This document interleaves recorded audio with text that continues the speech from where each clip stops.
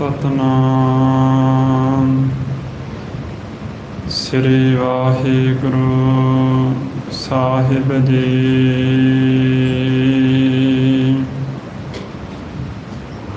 ਕਨ ਹਰ ਬੂੰਦ ਬਸੋ ਅਰੋਮਾਵਲ ਕੁਸੁਮ ਬਸੰਤ ਗਨੰਤ ਨਾ ਆਵੈ। ਰਵ ਸਸ ਕਿਰਨ ਉਦਰ ਸਾਗਰ ਕੋ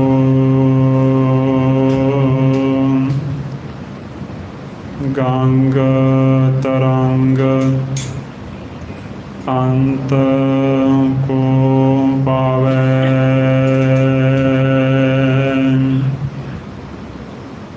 ਰੁਦਰ ਧਿਆਨ ਗਿਆਨ ਸਤਿਗੁਰ ਕੇ ਕਬ ਜਨ ਭਲ ਉਨਹਿ ਜੋ ਗਾਵੈ।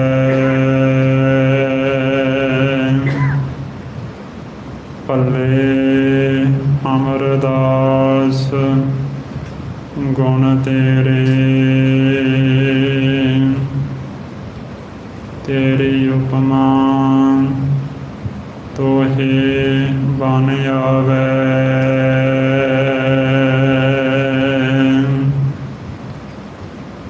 ਊਚ ਅਪਾਰ ਬੇਅੰਤ ਸੁਆਮੀ ਕੌਣ ਜਾਣੈ ਗੁਣ ਤੇਰੇ।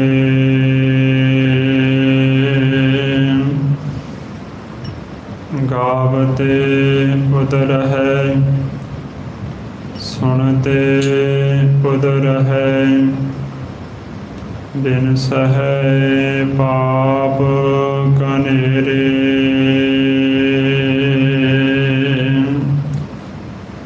ਪਸੁ ਪਰੇਤ ਮੁਗਧ ਕੋ ਤਾਰੈ ਪਾਹਨ ਪਾਰ ਉਤਾਰੈ। ਨਾਨਕ ਦਾਸ ਤੇਰੀ ਸਰਣ ਆਈ। ਸਦਾ ਸਦਾ ਬਲਿਹਾਰੈ।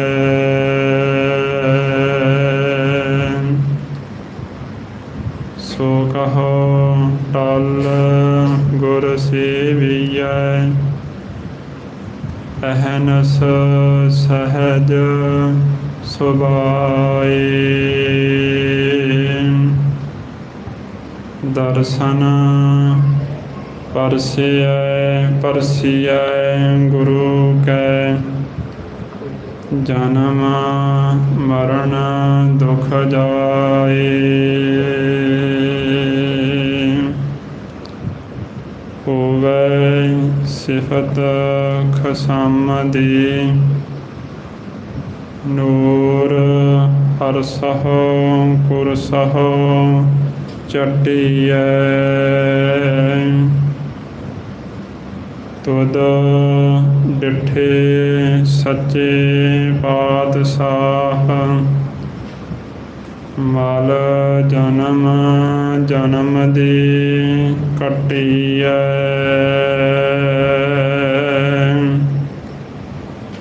ਸੱਜਣ ਸੱਚਾ ਪਾਤਸ਼ਾਹ ਸਿਰ ਸਾਹਾਂਦੈ ਸਾਹੋ।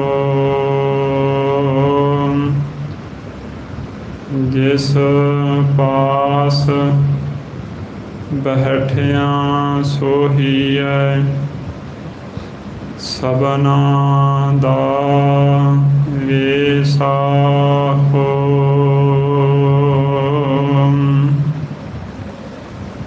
ਜਿਸ ਪਾਸ ਬੈਠਿਆਂ ਸੋਹੀਐ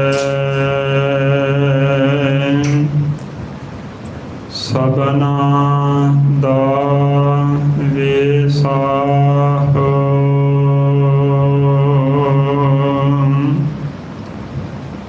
ਸਤਨਾਮ ਸ੍ਰੀ ਵਾਹਿਗੁਰੂ ਸਾਹਿਬ ਜੀ। ਸ੍ਰੀ ਰਾਗ ਮਹੱਲਾ ਚੌਥਾ।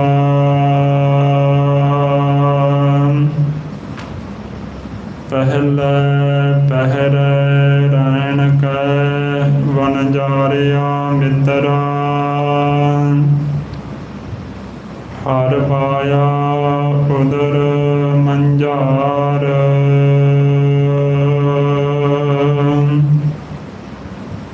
ਹਰ ਧਿਆਵੈ ਹਰ ਉਚਰੈ ਵਣਜਾਰਿਆ ਮਿੱਤਰਾ, ਹਰ ਹਰ ਨਾਮ ਸਮਾਰ।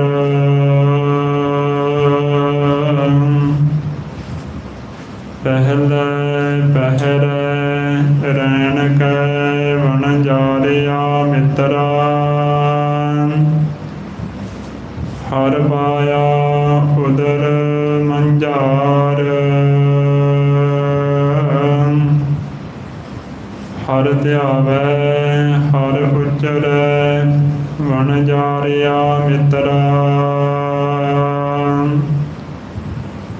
ਹਰ ਹਰ ਨਾਮ ਸਮਾਰ।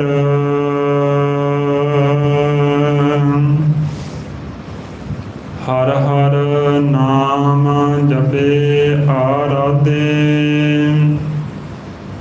ਵਿੱਚ ਅਗਨੀ ਹਰ ਜਪ ਜੀਵਿਆ।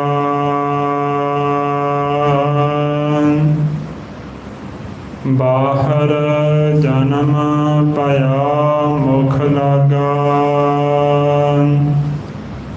ਸਰਸੇ ਮਾਤ ਸਰਸੇ ਪਿਤਾ ਮਾਤ ਥੀਵਿਆ। ਜਿਸ ਕੀ ਵਸਤ ਤਿਸ ਚੇਤਹੁ ਪ੍ਰਾਣੀ,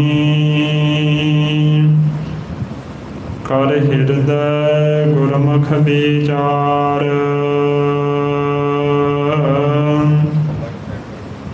ਕਹੋ ਨਾਨਕ ਪ੍ਰਾਣੀ ਪਹਿਲੇ ਪਹਿਰੇ, ਹਰ ਜਪੀਐ ਕਿਰਪਾ ਧਾਰ।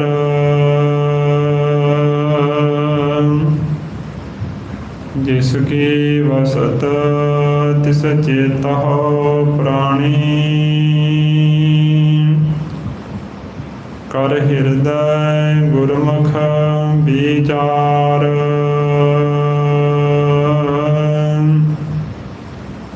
ਕਹੋ ਨਾਨਕ ਪ੍ਰਾਣੀ ਪਹਿਲੇ ਪਹਿਰੇ, ਹਰ ਜਪੀਐ ਕਿਰਪਾ ਧਾਰ।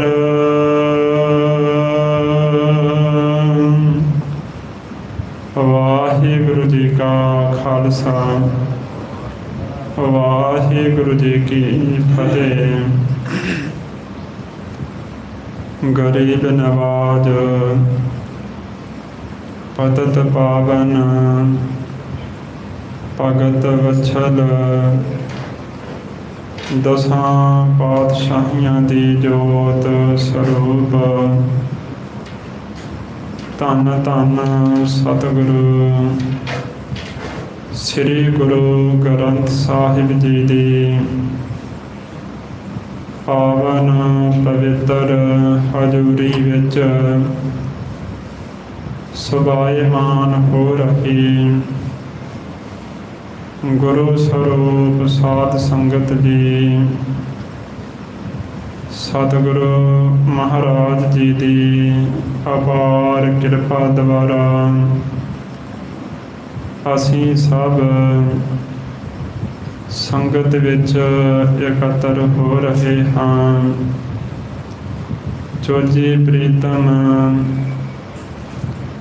ਸਰਬੰਸ ਦਾਨੀ, ਅੰਮ੍ਰਿਤ ਦੇ ਦਾਤੇ, ਦੋ ਜਹਾਨ ਦੇ ਵਾਲੀ ਸਾਹਿਬੇ ਕਮਾਲ ਸਤਿਗੁਰੂ ਸ੍ਰੀ ਗੁਰੂ ਗੋਬਿੰਦ ਸਿੰਘ ਜੀ ਮਹਾਰਾਜ ਦੇ ਪਾਵਨ ਪਵਿੱਤਰ ਅਸਥਾਨ ਖਾਲਸੇ ਦੇ ਜਨਮ ਅਸਥਾਨ ਤਖਤ ਸ੍ਰੀ ਕੇਸਗੜ੍ਹ ਸਾਹਿਬ ਜੀ ਵਿਖੇ ਆਪ ਸਭ ਸੁਭਾਏਮਾਨ ਹੋ ਰਹੇ ਹੋ। ਅੰਮ੍ਰਿਤ ਵੇਲੇ ਦੇ ਦੀਵਾਨ ਸਜ ਰਹੇ ਹਨ, ਜਿਸ ਵਿੱਚ ਰਾਗੀ ਸਿੰਘਾਂ ਪਾਸੋਂ ਆਸਾ ਦੀ ਵਾਰ ਦਾ ਕੀਰਤਨ, ਗੁਰਬਾਣੀ ਦੇ ਰਸ ਪਿੰਨੇ ਸ਼ਬਦਾਂ ਸਹਿਤ ਸਰਵਣ ਕਰਕੇ ਅਸੀਂ ਲਾਹਾ ਪ੍ਰਾਪਤ ਕੀਤਾ। ਜਿਵੇਂ ਗੁਰੂ ਸਾਹਿਬ ਜੀ ਆਪਣੀ ਅੰਮ੍ਰਿਤਮਈ ਰਸਨਾ ਤੋਂ ਪਵਿੱਤਰ ਉਪਦੇਸ਼ ਬਖਸ਼ਦੇ ਹਨ, ਮਨ ਚਿੱਤ ਬਿਰਤੀ ਇਕਾਗਰ ਕਰਕੇ ਸਰਵਣ ਕਰੀਏ। ਸਤਨਾਮ ਸ੍ਰੀ ਵਾਹਿਗੁਰੂ ਸਾਹਿਬ ਜੀ। ਸ੍ਰੀ ਰਾਗ ਮਹੱਲਾ ਚੌਥਾ।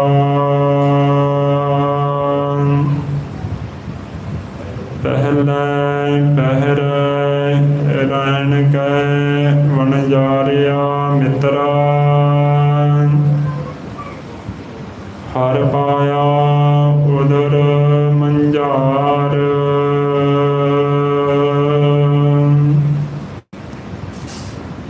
ਸੋਢੀ ਸੁਲਤਾਨ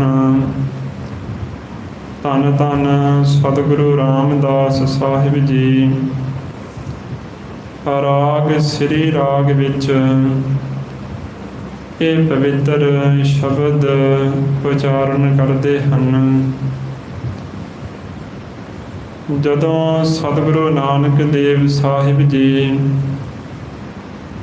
ਵਣਜਾਰਿਆਂ ਦੇ ਨਗਰ ਪਿੰਡ ਟਾਂਡੇ ਵਿਖੇ ਭਾਈ ਬਾਲਾ ਜੀ, ਭਾਈ ਮਰਦਾਨਾ ਜੀ ਸਮੇਤ ਗਏ ਸਨ। ਕੀ ਹੋ ਰਿਹਾ ਕਿ ਨਗਰ ਦੇ ਸਾਰੇ ਹੀ ਵਣਜਾਰੇ ਮਿਲ ਕੇ ਬਹੁਤ ਸ਼ੋਕ ਮਨਾ ਰਹੇ ਨੇ। ਪਤਾ ਲੱਗਾ ਕਿ ਇਹਨਾਂ ਵਣਜਾਰਿਆਂ ਦਾ ਜੋ ਮਾਲਕ ਸੀ ਉਹਦਾ ਇਕਲੌਤਾ ਪੁੱਤਰ ਮਰ ਗਿਆ ਹੈ। ਉਹਦੇ ਮਾਤਾ ਪਿਤਾ ਬਹੁਤ ਵਿਰਲਾਪ ਕਰ ਰਹੇ। ਜਦੋਂ ਸਤਿਗੁਰੂ ਨਾਨਕ ਦੇਵ ਸਾਹਿਬ ਜੀ ਮਹਾਰਾਜ ਉਸ ਸਥਾਨ 'ਤੇ ਪਹੁੰਚੇ ਤੇ ਉਸ ਵਕਤ ਸਾਰੇ ਹੀ ਵਣਜਾਰੇ ਗੁਰੂ ਮਹਾਰਾਜ ਜੀ ਦੇ ਚਰਨੀ ਪੈ ਗਏ। ਮਰ ਚੁੱਕੇ ਬੱਚੇ ਦੇ ਮਾਤਾ ਪਿਤਾ ਨੇ ਹੱਥ ਜੋੜ ਕੇ ਬੜੇ ਦੁਖੀ ਹਿਰਦੇ ਨਾਲ ਅਰਦਾਸ ਕੀਤੀ, ਧੰਨ ਸਤਿਗੁਰੂ ਨਾਨਕ ਦੇਵ ਸਾਹਿਬ ਜੀ ਮਹਾਰਾਜ, ਤੁਸੀਂ ਹੀ ਪਰਮੇਸ਼ਰ ਹੋ। ਪਰਮੇਸ਼ਰ ਵਿੱਚ ਤੇ ਤੁਹਾਡੇ ਵਿੱਚ ਕੋਈ ਫਰਕ ਨਹੀਂ। ਸਭ ਜੀਵਾਂ ਦਾ ਜੀਵਨ ਤੁਹਾਡੇ ਹੱਥ ਵਿੱਚ ਹੈ। ਕਿਰਪਾ ਕਰੋ, ਸਾਡੇ ਬੱਚੇ ਨੂੰ ਜੀਵਨ ਦਾਨ ਬਖਸ਼ੋ। ਉਸ ਵਕਤ ਗੁਰੂ ਮਹਾਰਾਜ ਜੀ ਨੇ ਵਣਜਾਰਿਆਂ ਨੂੰ ਦੇਖ ਕੇ ਦੋ ਸ਼ਬਦ ਉਚਾਰਨ ਕੀਤੇ ਤੇ ਉਹ ਦੋ ਸ਼ਬਦ ਉਚਾਰਨ ਕਰਕੇ ਉਸ ਬੱਚੇ ਨੂੰ ਜੀਵਿਤ ਕਰ ਦਿੱਤਾ। ਜਦੋਂ ਜੀਵਿਤ ਹੋ ਗਿਆ, ਉਸ ਵਕਤ ਸਾਰੇ ਵਣਜਾਰਿਆਂ ਨੇ ਗੁਰੂ ਮਹਾਰਾਜ ਜੀ ਦੇ ਕੋਲੋਂ ਚਰਨ ਪਾਹੁਰ ਲੈ ਕੇ ਸਿੱਖੀ ਪ੍ਰਾਪਤ ਕੀਤੀ। ਉਸ ਨਗਰ ਵਿੱਚ ਇੱਕ ਧਰਮਸ਼ਾਲਾ ਬਣਵਾਈ ਗਈ। ਦੋਨੇ ਸਮੇਂ ਉਸ ਧਰਮਸ਼ਾਲਾ ਵਿੱਚ ਬੈਠ ਕੇ ਸਿੱਖ ਭਜਨ ਸਿਮਰਨ ਕਰਦੇ ਹਨ। ਸਮਾਂ ਬੀਤ ਗਿਆ। ਸੋ ਇਸੇ ਤਰ੍ਹਾਂ ਸਮਾਂ ਬੀਤਦਾ ਗਿਆ। ਉਹ ਬੱਚੇ ਦਾ ਪਿਤਾ ਚੜ੍ਹਾਈ ਕਰ ਗਿਆ। ਉਹ ਬੱਚਾ ਜਵਾਨ ਹੋਇਆ, ਉਸ ਦੀ ਅੱਗੇ ਸ਼ਾਦੀ ਹੋਈ। ਉਹਦੇ ਘਰ ਵੀ ਇੱਕ ਪੁੱਤਰ ਨੇ ਜਨਮ ਲਿਆ। ਜਦੋਂ ਉਸ ਦਾ ਪੁੱਤਰ ਅੱਗੇ ਜਵਾਨ ਹੋਇਆ ਤੇ ਉਹਦੇ ਮਨ ਵਿੱਚ ਇਹ ਵਿਚਾਰ ਆਈ ਕਿ ਜਿਸ ਸਤਿਗੁਰੂ ਨਾਨਕ ਦੇਵ ਸਾਹਿਬ ਜੀ ਮਹਾਰਾਜ ਨੇ ਮੇਰੇ ਦਾਦੇ ਦੀ ਬੇਨਤੀ ਸੁਣ ਕੇ ਮੇਰੇ ਮਰ ਚੁੱਕੇ ਪਿਤਾ ਨੂੰ ਜੀਵਤ ਕੀਤਾ ਸੀ, ਉਹ ਧੰਨ ਸਤਿਗੁਰੂ ਨਾਨਕ ਦੇਵ ਸਾਹਿਬ ਜੀ ਮਹਾਰਾਜ ਹੁਣ ਕਿਸ ਥਾਂ ਤੇ ਹਨ। ਪਤਾ ਲੱਗਾ ਕਿ ਚੌਥੇ ਸਰੂਪ ਵਿੱਚ ਸ੍ਰੀ ਅੰਮ੍ਰਿਤਸਰ ਵਿਖੇ ਆਪ ਵਿਰਾਜ ਰਹੇ ਹਨ। ਉਸ ਵਕਤ ਉਹ ਸਿੱਖ ਸਤਿਗੁਰੂ ਨਾਨਕ ਦੇਵ ਸਾਹਿਬ ਜੀ ਮਹਾਰਾਜ ਦੇ ਉਚਾਰਨ ਕੀਤੇ ਹੋਏ ਦੋਨੇ ਸ਼ਬਦ ਆਪਣੇ ਨਾਲ ਲੈ ਕੇ ਸ੍ਰੀ ਅੰਮ੍ਰਿਤਸਰ ਸਾਹਿਬ ਵਿਖੇ ਪਹੁੰਚਾ। ਧੰਨ ਸਤਿਗੁਰੂ ਰਾਮਦਾਸ ਸਾਹਿਬ ਜੀ ਮਹਾਰਾਜ ਦੇ ਦੋ ਸ਼ਬਦ ਉਚਾਰਨ ਕੀਤੇ ਹੋਏ ਸਤਿਗੁਰੂ ਰਾਮਦਾਸ ਸਾਹਿਬ ਜੀ ਮਹਾਰਾਜ ਦੇ ਅੱਗੇ ਰੱਖ ਕੇ ਸਿੱਖ ਨੇ ਬੇਨਤੀ ਕੀਤੀ, ਮਹਾਰਾਜ ਜੀ ਅਸੀਂ ਵਣਜਾਰੇ ਹਾਂ ਤੇ ਆਪ ਜੀ ਦੇ ਵੱਡੇ ਸਤਿਗੁਰੂ ਨਾਨਕ ਦੇਵ ਸਾਹਿਬ ਜੀ ਮਹਾਰਾਜ ਨੇ ਕਿਰਪਾ ਕਰਕੇ ਮੇਰੇ ਮਰ ਚੁੱਕੇ ਪਿਤਾ ਨੂੰ ਜੀਵਤ ਕੀਤਾ ਸੀ ਤੇ ਉਸ ਵਕਤ ਇਹ ਦੋ ਸ਼ਬਦ ਉਚਾਰਨ ਕਰਕੇ ਸਾਨੂੰ ਵਣਜਾਰਿਆਂ ਨੂੰ ਸਿੱਖਿਆ ਬਖਸ਼ੀ। ਮਹਾਰਾਜ ਜੀ ਤੁਸੀਂ ਵੀ ਕਿਰਪਾ ਕਰੋ, ਮੈਨੂੰ ਉਪਦੇਸ਼ ਬਖਸ਼ੋ। ਨਾਲ ਹੋਰ ਵੀ ਉਸ ਦੇ ਸਿੱਖ ਬੈਠੇ ਹੋਏ। ਜਿਸ ਸਥਾਨ ਤੇ ਦੁੱਖ ਭੰਜਨੀ ਬੇਰੀ ਹੈ, ਇੱਥੇ ਸਤਿਗੁਰੂ ਰਾਮਦਾਸ ਸਾਹਿਬ ਜੀ ਮਹਾਰਾਜ ਉਸ ਵਕਤ ਬਿਰਾਜਮਾਨ ਸਨ। ਉਸ ਸਮੇਂ ਸਤਿਗੁਰੂ ਨਾਨਕ ਦੇਵ ਸਾਹਿਬ ਜੀ ਮਹਾਰਾਜ ਦੇ ਦੋਨੇ ਸ਼ਬਦ ਗੁਰੂ ਰਾਮਦਾਸ ਸਾਹਿਬ ਜੀ ਮਹਾਰਾਜ ਨੇ ਆਪਣੇ ਹੱਥਾਂ ਵਿੱਚ ਲਏ, ਸੀਸ ਨੂੰ ਲਾਏ, ਬੜੇ ਸਤਿਕਾਰ ਨਾਲ ਗੁਰਬਾਣੀ ਉੱਚੇ ਥਾਂ ਤੇ ਰੱਖ ਕੇ ਬਿਰਾਜਮਾਨ ਕਰਕੇ ਉੱਥੇ ਮਹਾਰਾਜ ਜੀ ਨੇ ਵਣਜਾਰਿਆਂ ਨੂੰ ਮੁਖਾਤਿਬ ਰੱਖ ਕੇ ਤੇ ਸਾਰੇ ਜੀਵਾਂ ਨੂੰ ਇਹ ਸਾਂਝਾ ਉਪਦੇਸ਼ ਬਖਸ਼ਦਿਆਂ ਹੋਇਆਂ ਇਹ ਸ਼ਬਦ ਉਚਾਰਨ ਕੀਤਾ।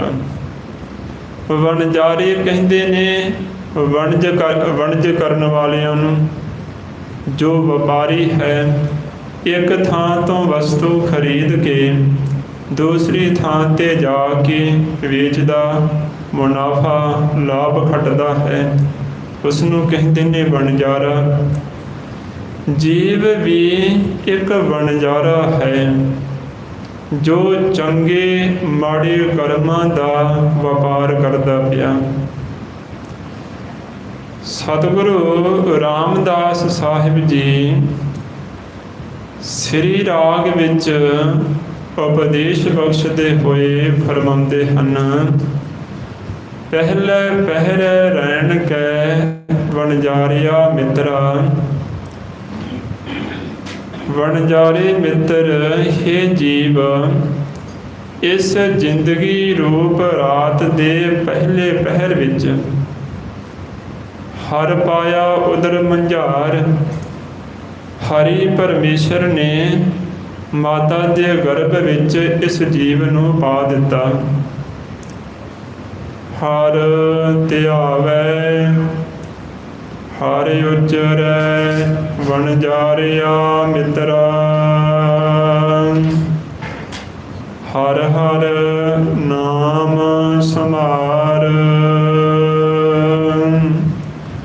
ਮਾਤਾ ਦੇ ਗਰਭ ਵਿੱਚ ਇਹ ਜੀਵ ਪਰਮੇਸ਼ਰ ਨੂੰ ਧਿਆਉਂਦਾ, ਪਰਾ ਬਾਣੀ ਦੁਆਰਾ ਉਸ ਪਰਮੇਸ਼ਰ ਦੇ ਨਾਮ ਦਾ ਉਚਾਰਨ ਕਰਦਾ।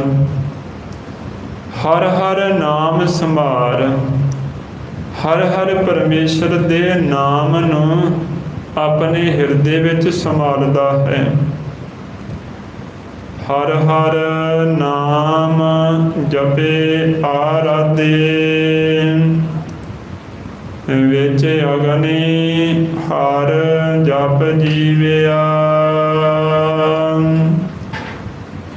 ਹਰੀ ਪਰਮੇਸ਼ਰ ਦੇ ਨਾਮ ਨੂੰ ਮਾਤਾ ਦੇ ਗਰਭ ਵਿੱਚ ਇਹ ਜੀਵ ਜਪਦਾ ਆਰਾਧਦਾ, ਜਿਸ ਸਿਮਰਨ ਸ਼ਕਤੀ ਦੇ ਕਰਕੇ ਹੀ ਵਿੱਚ ਅਗਨੀ ਹਰ ਜਪ ਜੀਵਿਆ।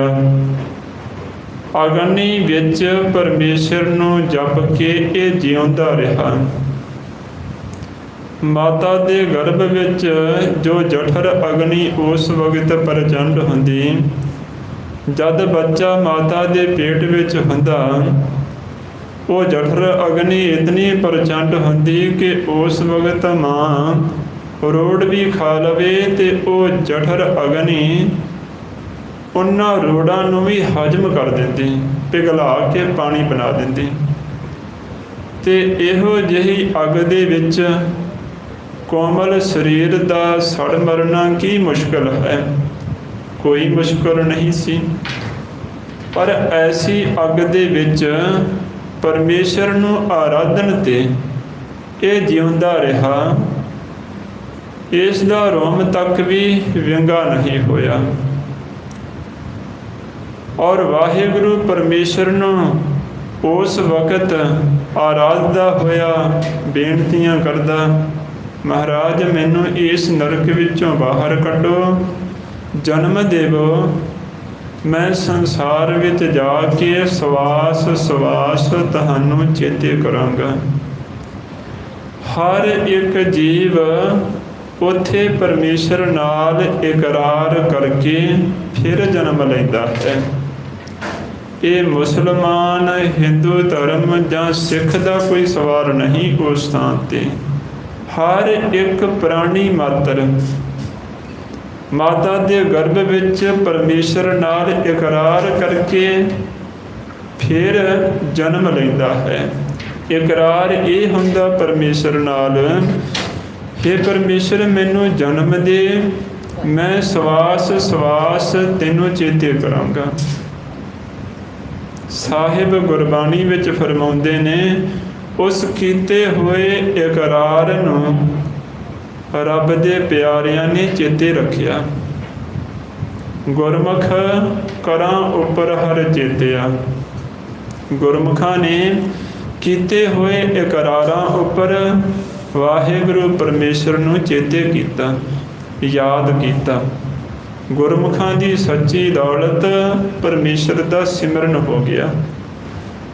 ਜਿਹੜੇ ਮਨਮੁਖ ਸਨ ਉਹਨਾਂ ਨੇ ਤਾਂ ਭੁਲਾ ਹੀ ਦਿੱਤਾ। ਵਿੱਚੋਂ ਗਰਭ ਨਿਕਲ ਆਇਆ, ਖਸਮ ਵਿਸਾਰ ਦੁਨੀ ਚਿਤ ਲਾਇਆ। ਮਹਾਰਾਜ ਫਰਮਾਉਂਦੇ, ਮਾਤਾ ਦੇ ਗਰਭ ਵਿੱਚੋਂ ਜਦੋਂ ਬਾਹਰ ਨਿਕਲ ਆਇਆ ਤਾਂ ਇਸ ਨੇ ਪਰਮੇਸ਼ਰ ਨੂੰ ਭੁਲਾ ਕੇ ਦੁਨੀਆ ਦੇ ਨਾਲ ਆਪਣਾ ਚਿੱਤ ਲਾ ਲਿਆ।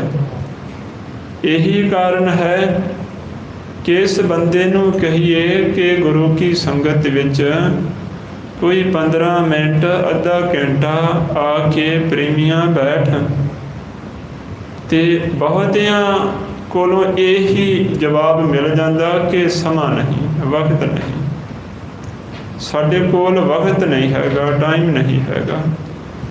ਭੁੱਲ ਗਿਆ ਪਰਮੇਸ਼ਰ ਨੂੰ। ਵਿੱਚੋਂ ਗਰਭ ਨਿਕਲ ਆਇਆ, ਖਸਮ ਵਿਸਾਰ ਦੁਨੀ ਚਿਤ ਲਾਇਆ। ਵਾਹਿਗੁਰੂ ਪਰਮੇਸ਼ਰ ਨੂੰ ਭੁਲਾ ਕੇ ਦੁਨੀਆ ਦੇ ਨਾਲ ਚਿੱਤ ਲਾ ਲਿਆ। ਇਹ ਚਿੱਤ ਦੁਨੀਆ ਦੇ ਨਾਲ ਐਸਾ ਲੱਗਾ ਕਿ ਮਰਨ ਤੱਕ ਵੀ ਇਹ ਚਿੱਤ ਦੁਨੀਆ ਨਾਲੋਂ ਟੁੱਟਾ ਨਹੀਂ, ਦੁਨੀਆ ਤੋਂ ਉਪਰਾਮ ਨਹੀਂ ਹੋਇਆ। ਪਹਿਲੇ ਪਿਆਰ ਲੱਗਾ ਥਨ ਦੁੱਧ। ਮਹਾਰਾਜ ਫਰਮਾਉਂਦੇ, ਜਦੋਂ ਪਹਿਲੀ ਅਵਸਥਾ ਸੀ ਇਸ ਸਰੀਰ ਦੀ, ਇਸ ਜੀਵ ਦੀ, ਇਹਦਾ ਪਿਆਰ ਮਾਂ ਦੇ ਦੁੱਧ ਨਾਲ ਬਣਿਆ। ਭੁੱਖ ਲੱਗਣੀ, ਰੋਣਾ, ਤੇ ਮਾਂ ਨੇ ਸਮਝਣਾ ਕਿ ਭੁੱਖ ਲੱਗੀ ਹੈ। ਦੁੱਧ ਦੇਣਾ ਤੇ ਚੁੱਪ ਕਰ ਜਾਣਾ ਉਸਨੇ। ਦੂਜਾ ਮਾਏ ਬਾਪ ਕੀ ਸੁਧ। ਜਦੋਂ ਦੂਜੀ ਅਵਸਥਾ ਹੋਈ, ਮਾਤਾ ਪਿਤਾ ਦੀ ਇਸ ਨੂੰ ਖਬਰ ਹੋ ਗਈ, ਇਹ ਮੇਰੀ ਮਾਂ ਹੈ, ਇਹ ਮੇਰੇ ਪਿਤਾ ਹਨ। ਤੀਜੈ ਭਈਆ ਭਾਬੀ ਬੇਬ। ਤੀਜੀ ਅਵਸਥਾ ਜਿਸ ਵਕਤ ਆਈ, ਪਤਾ ਲੱਗ ਗਿਆ ਕਿ ਇਹ ਮੇਰੀ ਭੈਣ ਹੈ, ਇਹ ਮੇਰੇ ਭਰਾ ਹਨ ਔਰ ਇਹ ਮੇਰੇ ਚਾਚੇ ਤਾਏ ਨੇ। ਸਭ ਸਾਕ ਸੰਬੰਧੀਆਂ ਦਾ ਇਸ ਨੂੰ ਪਤਾ ਲੱਗ ਗਿਆ। ਚੌਥਾ ਪਿਆਰ ਉਪੰਨੀ ਖੇਡ। ਚੌਥੀ ਅਵਸਥਾ ਜਿਸ ਵਕਤ ਬਣੀ, ਇਹਦਾ ਪਿਆਰ ਖੇਡਾਂ ਦੇ ਨਾਲ ਬਣ ਗਿਆ। ਖੇਡਾਂ ਨਾਲ ਬੱਚੇ ਦਾ ਬਹੁਤ ਪਿਆਰ ਹੈ। ਅਸੀਂ ਤਾਂ ਬੱਚਾ ਹੀ ਸਭ ਕਹਿੰਦੇ ਹਾਂ, ਹੈ ਵੀ ਉਹ ਬੱਚਾ ਹੀ, ਲੇਕਿਨ ਜੀਵ ਹੈ। ਆਤਮਾ ਤਾਂ ਉਹੀ ਹੈ ਜਿਹੜੀ ਬਿਰਧ ਦੇ ਵਿੱਚ ਵਰਤ ਰਹੀ, ਜਵਾਨ ਭਾਈ ਦੇ ਸਰੀਰ ਵਿੱਚ ਵਰਤ ਰਹੀ। ਉਹੀ ਆਤਮਾ, ਉਹੀ ਜੀਵ ਆਤਮਾ ਬੱਚੇ ਵਿੱਚ ਵਰਤ ਰਹੀ ਹੈ। ਮਹਾਰਾਜ ਇਸ ਦੀ ਅਵਸਥਾ ਦੱਸਦੇ ਨੇ ਕਿ ਦੇਖੋ ਦੁਨੀਆ ਦੇ ਨਾਲ ਕਿਹੋ ਜਿਹਾ ਪਿਆਰ ਬਣਿਆ ਕਿ ਹਰ ਅਵਸਥਾ ਦੇ ਵਿੱਚ ਦੁਨੀਆ ਦੇ ਨਾਲ ਹੀ ਜੁੜਿਆ ਰਿਹਾ। ਚੌਥੇ ਪਿਆਰ ਉਪੰਨੀ ਖੇਡ। ਜਦੋਂ ਚੌਥੀ ਅਵਸਥਾ ਸੀ ਇਸ ਦੀ, ਤੇ ਇਹਦਾ ਪਿਆਰ ਖੇਡਾਂ ਨਾਲ ਬਣ ਗਿਆ। ਜਨਨੀ ਜਾਣਤ ਸੁਤ ਵੱਡਾ ਹੋਤ ਹੈ, ਇਤਨਾ ਕੋ ਨਾ ਜਾਣੈ। ਆਪਣੇ ਬੱਚੇ ਨੂੰ ਖੇਡਦਿਆਂ ਹੋਇਆਂ ਦੇਖ ਕੇ ਮਾਤਾ ਪਿਤਾ ਬਹੁਤ ਖੁਸ਼ ਹੁੰਦੇ। ਜਨਨੀ ਜਾਣਤ ਸੁਤ ਵੱਡਾ ਹੋਤ ਹੈ। ਮਾਂ ਜਾਣਦੀ ਕਿ ਮੇਰਾ ਪੁੱਤਰ ਵੱਡਾ ਹੋ ਰਿਹਾ ਹੈ। ਇਤਨਾ ਕੋ ਨਾ ਜਾਣੈ। ਭਗਤ ਕਬੀਰ ਜੀ ਫਰਮਾਉਂਦੇ ਕਿ ਐਨੀ ਕੋ ਗੱਲ ਨਹੀਂ ਜਾਣਦੀ ਜੇ ਦਿਨ ਦਿਨ ਅਵਧ ਘਟਦਾ ਹੈ। ਜਿਸ ਨੂੰ ਮੈਂ ਕਹਿ ਰਹੀ ਹਾਂ ਵੱਡਾ ਹੋ ਰਿਹਾ ਹੈ, ਇਹਦੀ ਤਾਂ ਹਰ ਦਿਨ ਅਵਧ ਘਟ ਰਹੀ ਹੈ, ਹਰ ਦਿਨ ਇਹਦੀ ਉਮਰਾਂ ਘਟ ਰਹੀ ਹੈ। ਇਹ ਵੱਡਾ ਨਹੀਂ ਹੋ ਰਿਹਾ, ਇਹ ਤਾਂ ਛੋਟਾ ਹੋ ਰਿਹਾ ਹੈ। ਉਮਰਾਂ ਤਾਂ ਹਰ ਦਿਨ ਇਸ ਦੀ ਘਟਦੀ ਪਈ ਹੈ। ਪੰਜਵੇਂ ਖਾਣ ਪੀਣ ਕੀ ਤਾਤ। ਜਦੋਂ ਪੰਜਵੀਂ ਅਵਸਥਾ ਸਰੀਰ ਉੱਪਰ ਆਈ, ਮਹਾਰਾਜ ਫਰਮਾਉਂਦੇ ਇਹ ਖਾਣ ਪੀਣ ਵਿੱਚ ਦੌੜਨ ਲੱਗਾ। ਛਿਵੈ ਕਾਮ ਨ ਪੁੱਛੈ ਜਾਤ। ਛੇਵੀਂ ਅਵਸਥਾ ਆਈ, ਕਾਮ ਇਤਨਾ ਪ੍ਰਬਲ ਹੋਇਆ, ਇਹ ਇਸ ਨੇ ਕਿਸੇ ਦੀ ਜਾਤ ਪਾਤ ਹੀ ਨਹੀਂ ਦੇਖਣਾ ਕੀਤੀ। ਸਤਵੇਂ ਸੰਜ ਕੀਆ ਘਰ ਵਾਸ। ਸਤਵੀਂ ਅਵਸਥਾ ਜਿਸ ਸਮੇਂ ਆਈ, ਮਾਤਾ ਪਿਤਾ ਨੇ ਵਿਆਹ ਕਰ ਦਿੱਤਾ ਤੇ ਉਸ ਵਕਤ ਅੱਗੇ ਧੀਆਂ ਪੁੱਤਰ ਵੀ ਹੋ ਗਏ। ਹੁਣ ਇਹਦੀਆਂ ਬਿਰਤੀਆਂ ਦੇ ਵਿੱਚ ਮਾਇਆ ਵਸਣ ਲੱਗ ਪਈ। ਸੰਜ ਕੀਆ ਘਰ ਵਾਸ। ਖੱਟ ਕਮਾ ਕੇ ਮਾਇਆ ਇਕੱਠੀ ਕਰਨ ਵਿੱਚ ਲੱਗ ਪਿਆ। ਅੱਠਵੇਂ ਕ੍ਰੋਧ ਹੋਆ ਤਨ ਨਾਸ। ਅੱਠਵੀਂ ਅਵਸਥਾ ਜਿਸ ਵਕਤ ਆਈ, ਬਿਰਧ ਅਵਸਥਾ ਦੇ ਨਜ਼ਦੀਕ ਪਹੁੰਚਾ, ਇਹਦੇ ਅੰਦਰ ਬਹੁਤ ਕ੍ਰੋਧ ਪੈਦਾ ਹੁੰਦਾ। ਜਿਸ ਬੱਚੇ ਨੂੰ ਬਹੁਤ ਪਿਆਰ ਦਿੱਤਾ, ਉਹ ਬੱਚਾ ਹੁਣ ਇਹਦੀ ਗੱਲ ਨਹੀਂ ਮੰਨਦਾ। ਜਦੋਂ ਗੱਲ ਨਹੀਂ ਮੰਨਦਾ ਤੇ ਬਹੁਤ ਦੁਖੀ ਹੁੰਦਾ ਕਿ ਮੈਂ ਇਹਨਾਂ ਨਾਲ ਇਤਨਾ ਹਿੱਤ ਕਰਦਾ ਹਾਂ, ਇਹ ਮੇਰੀ ਗੱਲ ਨਹੀਂ ਮੰਨਦੇ। ਫਿਰ ਮਨ ਨੂੰ ਸੱਟ ਵੱਜਦੀ, ਠੇਸ ਪਹੁੰਚਦੀ, ਦੁਖੀ ਹੁੰਦਾ, ਕ੍ਰੋਧ ਵਿੱਚ ਆਉਂਦਾ, ਆਪ ਵੀ ਦੁਖੀ ਹੁੰਦਾ ਹੈ, ਦੂਸਰਿਆਂ ਨੂੰ ਵੀ ਦੁਖੀ ਕਰਦਾ ਹੈ। ਨਾਵੈ ਧੌਲੇ ਉੱਭੇ ਸਾਹ। ਨਾਵੀਂ ਅਵਸਥਾ ਬਣੀ, ਸਿਰ ਮੂੰਹ ਦੇ ਕੇਸ ਸਫੈਦ ਹੋ ਗਏ, ਧੌਲੇ ਆ ਗਏ, ਔਖੇ ਔਖੇ ਸਾਹ ਲੈਣ ਲੱਗਾ। ਦਸਵੇਂ ਦੱਦਾ ਹੋਆ ਸਵਾਹ। ਦਸਵੀਂ ਅਵਸਥਾ ਜਿਸ ਸਮੇਂ ਬਣੀ ਤੇ ਸਵਾਸ ਪੂਰੇ ਹੋ ਗਏ, ਉਸ ਵਕਤ ਰਿਸ਼ਤੇਦਾਰਾਂ ਨੇ ਸ਼ਮਸ਼ਾਨ ਭੂਮਿਕਾ ਦੇ ਵਿੱਚ ਲਿਜਾ ਕੇ ਇਹਦਾ ਸੰਸਕਾਰ ਕਰ ਦਿੱਤਾ। ਸਾਰੀ ਜ਼ਿੰਦਗੀ ਸੰਸਾਰ ਦੇ ਵਿੱਚ ਹੀ ਗੁਜ਼ਰ ਗਈ। ਮਨ ਅੰਦਰ ਵੀ ਸੰਸਾਰ ਹੀ ਚੱਲਦਾ ਰਿਹਾ, ਸਰੀਰ ਕਰਕੇ ਵੀ ਸੰਸਾਰ ਦੇ ਕਾਰ ਵਿਹਾਰਾਂ ਵਿੱਚ ਹੀ ਲੱਗਾ ਰਿਹਾ। ਜਨਮ ਲੈਣ ਤੋਂ ਪਹਿਲੇ ਮਾਤਾ ਦੇ ਉਦਰ ਵਿੱਚ ਜਿਹੜੇ ਇਕਰਾਰ ਕੀਤੇ ਸਨ ਰੱਬ ਨਾਲ ਕਿ ਪਰਮੇਸ਼ਰ ਜੀ ਮੈਂ ਤੁਹਾਨੂੰ ਆਰਾਧਾਂਗਾ, ਉਹ ਇਕਰਾਰ ਤਾਂ ਭੁੱਲ ਹੀ ਗਏ। ਉਹ ਪਰਮੇਸ਼ਰ ਦਾ ਨਾਮ ਤਾਂ ਭੁੱਲ ਹੀ ਗਿਆ। ਮਹਾਰਾਜ ਫਰਮਾਉਂਦੇ ਹਨ, ਹਰ ਹਰ ਨਾਮ ਜਪੇ ਆਰਾਧੇ। ਮਾਤਾ ਦੇ ਗਰਭ ਵਿੱਚ ਪ੍ਰੇਮੀਆਂ ਪਰਮੇਸ਼ਰ ਦੇ ਨਾਮ ਨੂੰ ਤੂੰ ਜਪਦਾ ਸੀ, ਆਰਾਧਦਾ ਸੀ। ਵਿੱਚ ਅਗਨੀ ਹਰ ਜਪ ਜੀਵਿਆ, ਅੱਗ ਵਿੱਚ ਜਠਰਾ ਅਗਨੀ ਦੇ ਵਿੱਚ ਪਰਮੇਸ਼ਰ ਨੂੰ ਜਪਣ ਤੇ ਤੂੰ ਜੀਵਤ ਰਿਹਾ। ਬਾਹਰ ਜਨਮ ਪਿਆ ਮੁਖ ਲਾਗਾ, ਸਰਸੇ ਪਿਤਾ ਮਾਤ ਥੀਵਿਆ। ਜਦੋਂ ਬਾਹਰ ਜਨਮ ਹੋਇਆ, ਮਾਤਾ ਪਿਤਾ ਦੇ ਮੂੰਹ ਲੱਗਾ। ਮਾਤਾ ਪਿਤਾ ਮਨ ਅੰਦਰ ਬਹੁਤ ਖੁਸ਼ ਹੋ ਰਹੇ। ਜਿਸ ਕੀ ਵਸਤ ਤਿਸ ਚੇਤਹੁ ਪ੍ਰਾਣੀ, ਕਰ ਹਿਰਦੈ ਗੁਰਮੁਖ ਵਿਚਾਰ। ਸਤਿਗੁਰੂ ਰਾਮਦਾਸ ਸਾਹਿਬ ਜੀ ਮਹਾਰਾਜ ਫਰਮਾਉਂਦੇ, ਜਿਸ ਕੀ ਵਸਤ ਤਿਸ ਚੇਤਹੁ ਪ੍ਰਾਣੀ। ਜਿਸ ਪਰਮੇਸ਼ਰ ਨੇ ਤੈਨੂੰ ਪ੍ਰਾਣਾ ਰੂਪ ਵਸਤੂ ਦਿੱਤੀ ਹੈ, ਉਸ ਪਰਮੇਸ਼ਰ ਨੂੰ ਚੇਤੇ ਕਰ। ਪ੍ਰਾਣਾ ਕਰਕੇ ਹੀ ਤੂੰ ਸੰਸਾਰ ਦੇ ਵਿੱਚ ਬਣਿਆ ਹੋਇਆ, ਤੇਰੇ ਸਰੀਰ ਦੀ ਹੋਂਦ ਬਣੀ ਹੋਈ। ਸਰੀਰ ਵਿੱਚ ਪ੍ਰਾਣ ਹਨ ਤਾਂ ਹੀ ਇਹ ਸੰਸਾਰ ਬਣਿਆ ਹੋਇਆ।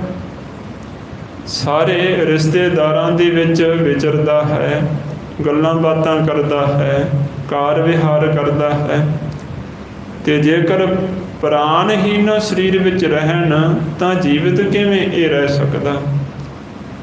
ਪ੍ਰਾਣਾ ਕਰਕੇ ਸਰੀਰ ਜੀਵਤ ਹੈ। ਸਰੀਰ ਵਿੱਚੋਂ ਪ੍ਰਾਣ ਨਿਕਲ ਜਾਣ ਤੇ ਇਹੀ ਸਰੀਰ ਮੁਰਦਾਰ ਬਣ ਜਾਂਦਾ। ਜਬ ਲਗ ਤੇਲ ਦੀਵੇ ਮੁਖ ਬਾਤੀ। ਜਦੋਂ ਤੱਕ ਦੀਵੇ ਵਿੱਚ ਤੇਲ ਹੁੰਦਾ, ਉਹਦੇ ਮੂੰਹ ਵਿੱਚ ਬੱਤੀ ਹੁੰਦੀ, ਤਬ ਸੂਝੈ ਸਭ ਕੋਈ। ਉਦੋਂ ਤੱਕ ਹੀ ਘਰ ਦੇ ਵਿੱਚ ਸਾਰਾ ਕੁਝ ਦਿਸਦਾ ਹੈ, ਪ੍ਰਕਾਸ਼ ਹੋ ਰਿਹਾ, ਸਾਰਾ ਕੁਝ ਨਜ਼ਰ ਆ ਰਿਹਾ। ਤੇਲ ਜਲੇ ਬਾਤੀ ਠਹਿਰਾਨੀ।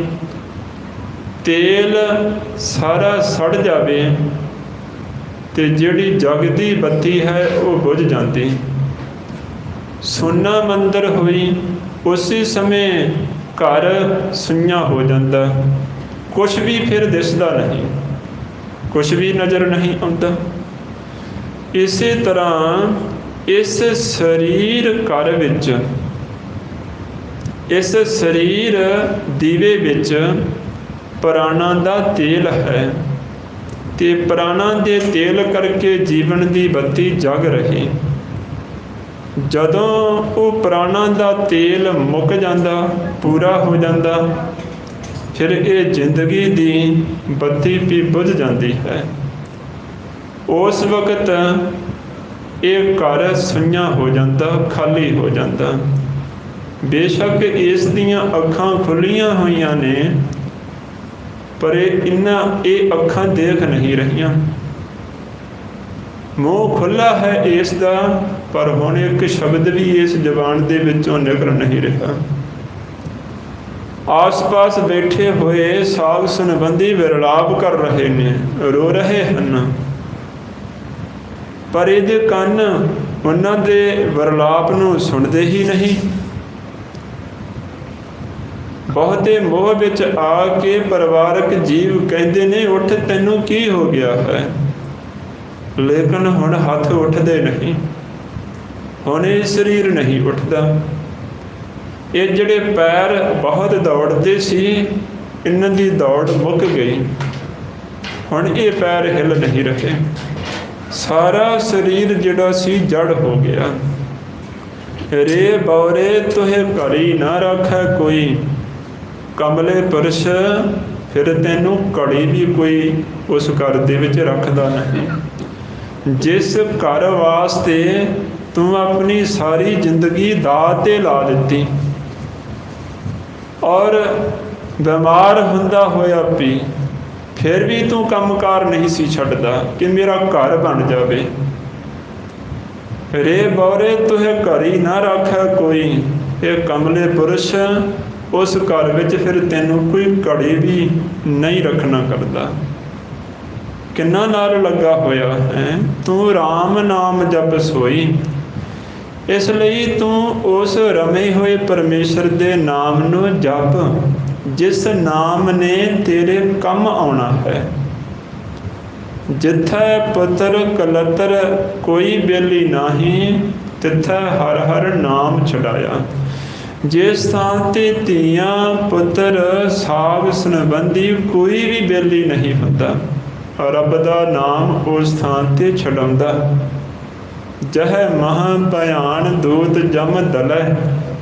जिस स्थान ते बहुत भयानक जम दूतां दा दल है तह केवल नाम संग तेरा चलै। उत्थे केवल परमेश्वर दा नाम ही तेरे नाल चलना, नाम ने ही जाना। होर कोई वस्तु तेरे नाल नहीं जानी। जो भरियां होईयां तिजोरियां ने ये इत्थे ही रह जानियां। एक पैसा तक भी अपने नाल तो लैके जा नहीं सकता। उत्थे केवल परमेश्वर दा नाम ही तेरे नाल जाना है। जह मार्ग के गने जाहे ना कोसा। जिस रस्ते दे कोह गिने नहीं जाते, इतना लंबा सफर है। प्रेमिया हर का नाम उहा संग तोसा। रब दा नाम उस स्थान ते भोजन रूप हो के तेरी भुख दूर करदा। ਅਸੀਂ ਦੂਰ ਦੇ ਸਫ਼ਰ ਉੱਪਰ ਨਿਕਲੀਏ ਤੇ ਖਾਣ ਪੀਣ ਦਾ ਪ੍ਰਬੰਧ ਕਰਕੇ ਤੁਰਦੇ ਹਾਂ ਕਿ ਭੁੱਖ ਲੱਗਣੀ ਹੈ, ਰਸਤੇ ਵਿੱਚ ਕੀ ਖਾਣਾ ਪੀਣਾ ਹੈ, ਸਾਰਾ ਪ੍ਰਬੰਧ ਕਰਕੇ ਤੁਰਦੇ ਹਾਂ। ਮਹਾਰਾਜ ਫਰਮਾਉਂਦੇ ਕਿ ਜੋ ਅਟਲ ਸਚਾਈ ਹੈ, ਤੈਨੂੰ ਵੀ ਪਤਾ ਹੈ ਕਿ ਇਸ ਸਰੀਰ ਨੂੰ ਤਿਆਗਣਾ ਤੇ ਅੱਗੇ ਪਰਲੋਕ ਵਿੱਚ ਜਾਣਾ ਹੈ। ਉੱਥੇ ਜਿਹੜੀ ਵਾਟ ਹੈ ਉਸ ਵਾਟ ਵਿੱਚ ਤੁਰਦਿਆਂ ਹੋਇਆਂ ਭੁੱਖ ਪਿਆਸ ਲੱਗਣੀ ਤੇ ਭੋਜਨ ਪਾਣੀ ਉੱਥੇ ਵੀ ਤਾਂ ਚਾਹੀਦਾ ਹੈ। ਉੱਥੇ ਕਿਹੜਾ ਭੋਜਨ ਪਾਣੀ ਚੱਲਣਾ, ਮੈਂ ਉਸ ਦਾ ਪ੍ਰਬੰਧ ਕਰਾਂ, ਕਦੇ ਵਿਚਾਰ ਆਈ ਮਨ ਅੰਦਰ। ਮਹਾਰਾਜ ਫਰਮਾਉਂਦੇ ਕਿ ਇਸ ਨੇ ਖਿਆਲ ਨਹੀਂ ਕੀਤਾ। जेह मार्ग के गने जाहे ना कोसा। हर का नाम उहा संग तोसा। जिस रस्ते दे कोह गिने नहीं जाते, परमेश्वर दा नाम उस स्थान ते भोजन बन के ते इस दी भुख निवृत्त करता है। रे बौरे तुहे करी ना राखै सोई। तू राम नाम जप सोई। इस लिए तू परमेश्वर का नाम जपना कर, उसके नाम का आराधन कर। सतगुरु रामदास साहब जी महाराज फरमाते हैं, जिसकी वस्त तिस चेत हो प्राणी। जिसकी प्राणा रूप दिती हुई वस्तु तैनू मिल रही है, उसनू हे जीव चेते कर। हे प्राणाधारी जीव, जिस परमेश्वर दियां वस्तुआं दी दात तैनू प्राप्त हो रही, सब वस्तुआं उस दियां दित्तियां होईयां मिल रहीआं, उस नू चेते कर। उस नू हिरदे विचों भुला ना कर। हिरदे गुरमुख विचार। गुरमुखां दी संगत विच बैठ के ते हिरदे विच विचार कर। कहो नानक प्राणी पहले पहरै। हर जपिए किरपा धार। सतगुरु रामदास साहब जी महाराज फरमाते हैं, इस जिंदगी रूपी रात दे पहले पहर विच हे जीव हर जपिए किरपा धार। उस वाहिगुरु परमेश्वर अगे अरदास बेनती करिए कि महाराज जी साडे ते किरपा तारो, असी तेरे नाम नू जपना करिए। साडे बच्चे भी तेरे नाम दा आराधन करन, असी भी तेरे नाम दी आराधना करिए। असी भी जपीए ते साडे बच्चे भी जपना करन। ਬਹੁਤ ਥੋੜ੍ਹੇ ਸਰੀਰ ਹਨ ਜੋ ਸਤਿਗੁਰਾਂ ਦੇ ਕੋਲੋਂ ਆਪਣੇ ਬੱਚਿਆਂ ਲਈ ਬੰਦਗੀ ਮੰਗਦੇ ਹੋਣ, ਨਹੀਂ ਤੇ ਸਭ ਵੱਡੀਆਂ ਉਮਰਾਵਾਂ ਤੇ ਇਸੇ ਤਰ੍ਹਾਂ ਸੰਸਾਰਕ ਤਰੱਕੀਆਂ ਹੀ ਮੰਗਦੇ ਰਹਿੰਦੇ।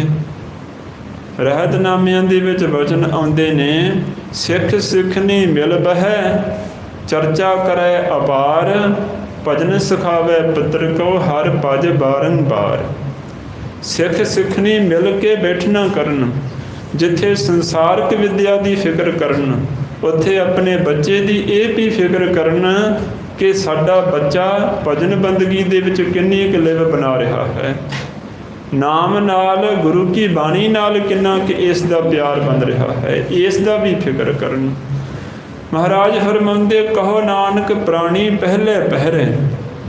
ਜਦੋਂ ਇਹ ਪ੍ਰਾਣਾਧਾਰੀ ਜੀਵ ਪਹਿਲੇ ਪਹਿਰ ਵਿੱਚ ਹੁੰਦਾ, ਮਾਤਾ ਦੇ ਉਦਰ ਵਿੱਚ ਹੁੰਦਾ, ਹਰ ਜਪੀਏ ਕਿਰਪਾ ਧਾਰ, ਅਰਦਾਸ ਕਰੀਏ ਉਸ ਵਕਤ ਕਿ ਪਰਮੇਸ਼ਰ ਜੀ ਸਾਡੇ ਉੱਪਰ ਕਿਰਪਾ ਧਾਰੋ, ਅਸੀਂ ਵੀ ਤੇਰੇ ਨਾਮ ਨੂੰ ਜਪਣਾ ਕਰੀਏ, ਸਾਡੀ ਸੰਤਾਨ ਸਾਡੇ ਬੱਚੇ ਵੀ ਤੇਰੇ ਨਾਮ ਦਾ ਆਰਾਧਨਾ ਕਰਨ। ਗੁਰੂ ਸਾਹਿਬ ਜੀ ਕਿਰਪਾ ਕਰਨ, ਇਹ ਉਪਦੇਸ਼ ਸਾਡੇ ਵੀ ਹਿਰਦੇ ਵਿੱਚ ਵਸਣਾ ਕਰੇ। ਇੱਥੋਂ ਤੱਕ ਵਿਚਾਰ ਕਰਦਿਆਂ ਹੋਈਆਂ ਬੇਅੰਤ ਹੀ ਪ੍ਰਕਾਰ ਦੀਆਂ ਭੁੱਲਾਂ ਦੀ ਧੰਨ ਧੰਨ ਸਤਿਗੁਰੂ ਸ੍ਰੀ ਗੁਰੂ ਗੋਬਿੰਦ ਸਿੰਘ ਜੀ ਮਹਾਰਾਜ, ਧੰਨ ਧੰਨ ਸਤਿਗੁਰੂ ਸ੍ਰੀ ਗੁਰੂ ਗ੍ਰੰਥ ਸਾਹਿਬ ਜੀ ਮਹਾਰਾਜ ਅਤੇ ਗੁਰੂ ਕੀ ਸੰਗਤ ਬਖਸ਼ਣਹਾਰ ਹੈ। ਅਣਜਾਣ ਸਮਝ ਕੇ ਹੋਈਆਂ ਭੁੱਲਾਂ ਦੀ ਆਪ ਸਭ ਜੀ ਨੇ ਕਿਰਪਾ ਧਾਰ ਕੇ ਮਾਫੀ ਬਖਸ਼ ਦੇਣੀ। ਜਿਸ ਕੀ ਵਸਤ ਤਿਸ ਚੇਤਹੁ ਪ੍ਰਾਣੀ, ਕਰ ਹਿਰਦੈ ਗੁਰਮੁਖ ਵਿਚਾਰ। ਕਹੋ ਨਾਨਕ ਪ੍ਰਾਣੀ ਪਹਿਲੇ ਪਹਿਰੇ, ਹਰ ਜਪੀਐ ਕਿਰਪਾ ਧਾਰ। ਵਾਹਿਗੁਰੂ ਜੀ ਕਾ ਖਾਲਸਾ, ਵਾਹਿਗੁਰੂ ਜੀ ਕੀ ਫਤਿਹ।